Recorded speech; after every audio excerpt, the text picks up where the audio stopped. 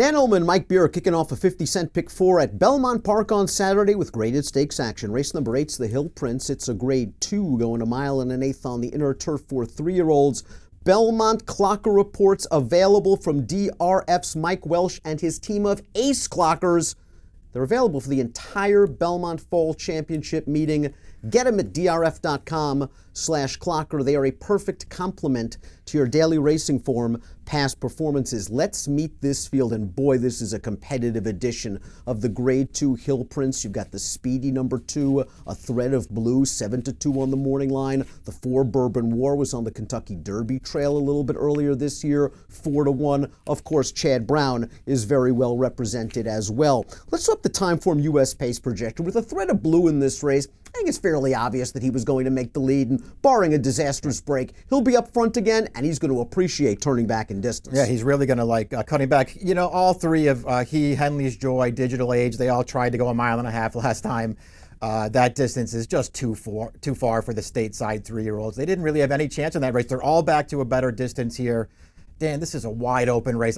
Personally, I think trips are going to be paramount here. Whoever gets the best one is probably coming out on top. And going a mile and an eighth on the inner turf, especially trips, are going to make the difference. You want to be inside. There's a very short run going into the first turn, perhaps an advantage to the Belmont Derby winner, the number 1 Henley's Joy, who got a beautiful trip when he won the Belmont Derby. Saved ground, eased out, wore him down. He has been one of the more consistent horses of this crop since day one. Now, they ran him in the Saratoga Derby. He ended up pretty far back in the early portion of that race when A Thread of Blue wired him. And I think because of that, they tried to get him into the race a little bit sooner in the Jockey Club Derby. And they were kind of going pretty quick over a wet turf course. I don't think that's his game. I think he's going to tuck in and get a similar trip as the Belmont Derby. Yeah, I think that's what he needs too. He's in a lot of ways, he's a really underrated horse. I don't think he gets the respect that he deserves. He's really good though. In this race, especially drawn to the rail, he needs to get the ride that Lozcano gave him 3 back when he won that grade 1. They got to come out of their running, get forward, and try and sit in behind the lead. I don't know why they didn't do that in the Saratoga Derby too back, because he had the rail that day, but for some reason they decided to take him back. I thought it cost him. Again, the mile and a half to me is a big excuse for him last time. This is a great distance for him. A Thread of Blue wired him in the Saratoga Derby, going a mile and 3/16, put him to sleep on the lead. You can't give this horse an inch, because he will take a mile or a mile and an eighth, as is the case in the Hill Prince. Last time out, they tried to stretch him out. He made all the running. He tried to scoot away at the 3/16 pole. I loved the ride, and it took, 3 European stamina horses to run him down late. He is a very dangerous pace presence in here. Yeah, in a lot of ways, he backed up his Saratoga Derby in a pretty big way last time. I mean, again, the distance was just too far for him, but he did all that he could to try to win that race. He couldn't see out the mile and a half. He cuts back now. He will be on the lead. I mean, listen, I think Henley's Joy could get a good trip in this race. Nobody's getting a better trip than A Thread of Blue. He's going to be on the lead in here. Dan, I didn't see any other speed to go with him. Number 3 is Teos, coming in from Europe for trainer Jean-Claude Rouget. Owner Martin Schwartz has brought over many a good European invader in the past.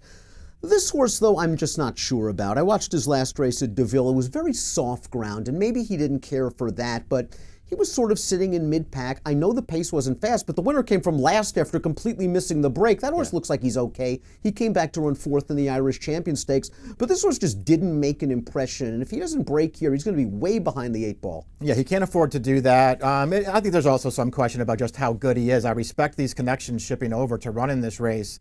But, his win 2 back, I just thought was okay. Last time, I mean, he was just no match for those horses. It didn't really turn me on to this horse as shipping in as a new face. Bourbon War ran in 2/3 of the Triple Crown. I think he was kind of sour by then. The Florida Derby, he had no chance in a paceless race. He ran quite well in the Fountain of Youth, only losing by a length to Code of Honor. We know what that horse has done. But he always had that kind of turfy synthetic pedigree. That's what his dam, My Conquistador, wanted to do. So it wasn't so surprised that he ran really well in the Better Talk Now. Let's watch that race right now. Here he is on the outside in the red cap. He's been stalking the pace. He lugs in a little bit. He's going to take a bump off the number 4 Swamp Rat. He straightens himself out. He's eventually going to make the lead, and then he's going to get run down by the favorite in here, Front Run the Fed. All things considered, a good effort and a fast race. Yeah, I thought he ran well in this race too. You saw him there through the upper stretch with his head cocked a little bit there. Like maybe he was just still adapting to the new surface. He still ran well in a race that came back really fast.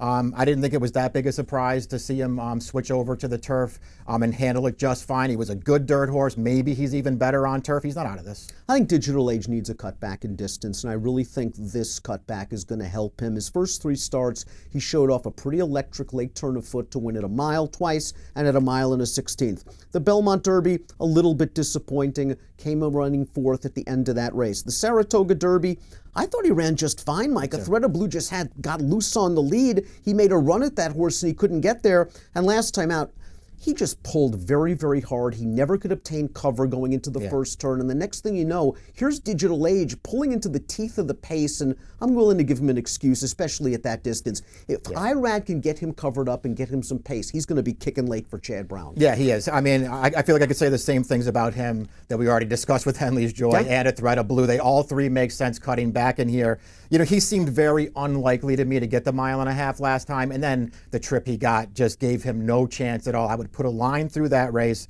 Any one of his prior 5 starts make him a major player in this spot. The number 6 Seismic Wave certainly has credentials, but I just can't help feeling that he's been a bit of a disappointment over the summer. Beaten favorite in the Belmont Derby, a race in which, okay, he was held up behind horses briefly at the quarter pole, but he got the split and he only finished evenly. The Saratoga Derby was an unmitigated disaster. He was dead on the board and didn't pick up his feet. They dropped him in class and distance in the Saranac last time out, and he ran a little bit better. Let's watch that race. Not a lot of pace on. He's down towards the inside. He had to wait a little bit. He's going to get to the outside, and he's going to kick a little bit in the end. I guess this was a step in the right direction, but... And Global Access and another horse have come out of this race to win, but I don't know, I want to see him fire better in the stretch. Yeah, I do too. I'm with you. I feel like he's been a little disappointing.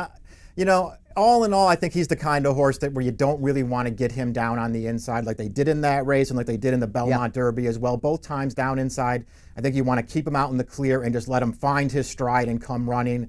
I'm starting to wonder if he's really good enough to win races like this against all these horses that he's been facing all year long. I don't want to give up on him just yet, Dan, but I'm starting to lose faith in this horse. The number 7 standard deviation's been tested once in his career. It was the Belmont Derby. It was a fair effort. Sandwiched around those races are 2 carbon copy efforts at Monmouth. Basically the same race, where he just sat at the back of the pack, made this big looping run on the turn, and just was too much for, overmatched competition. Let's watch the Jersey Derby, and he's already swept to the front with a big 3-4 wide turn move, and he's just too much for these horses. I think he's a big, good-looking son of Curlin. I think 1 1/8 is fine for him. Something tells me that this horse is getting better with each start.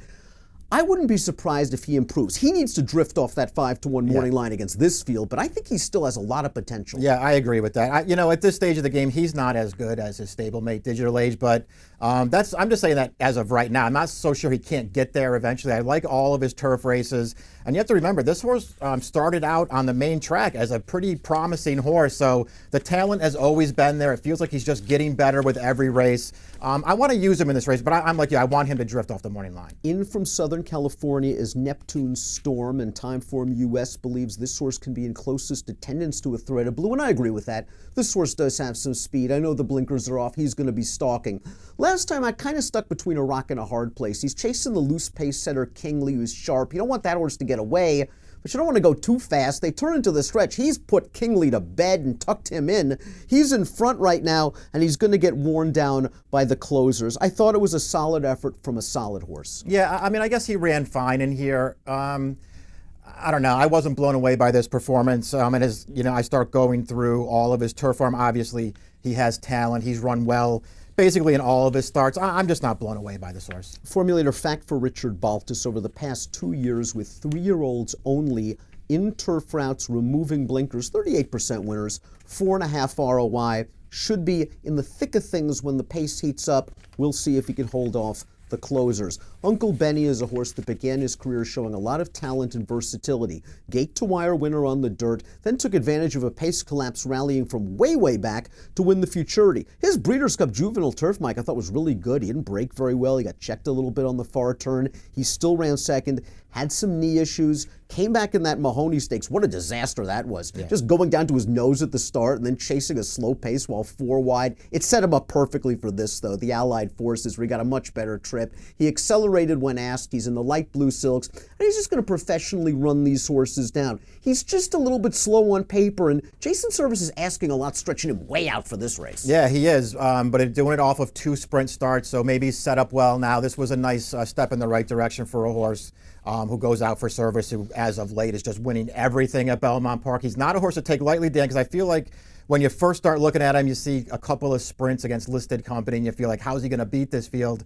And then you remember the race that he ran in the Breeders' Cup, the only time he's gone long. He ran really, really well that day. You can't take any of these horses lightly. To kick off the 50-cent pick 4 at Belmont, the Grade 2 Hill Prince. Let's take a look at our top selections for this race. You like Henley's Joy, great inside post, think he's going to trip out. I want Digital Age to get covered up. Hopefully there's a little bit of pace. I think he's better than that last race, and he's going to come running. I'm also a little bit interested in Bourbon War. 5 and 4 probably my 2 lean horses in here. I'd use the 8-7 underneath, but Henley's Choice rock solid as well. And 8-1 on the morning lines is more than fair. I think that was, sort of the big difference maker for me. I had a tough time separating a lot of these horses. Henley's Joy, I think, is as good as any of them. I think he can get the right trip in this race, and he's just a great price on the line. He's a horse who I don't think gets the amount of respect he really deserves.